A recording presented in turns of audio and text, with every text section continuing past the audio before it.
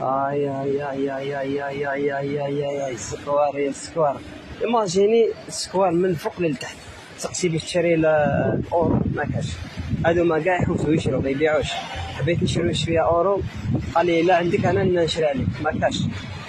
ازمه خانقه راهي في العمله الصعبه ما كاش، فري ما كاش.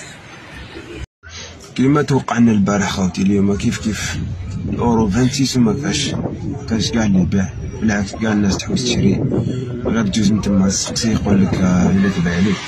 هاد الاخطبوط هذايا اللي هو حاكم محتكر السوق هو اللي شرا كاع الكميه اللي كاينه، اصلا هادو كاع خدامين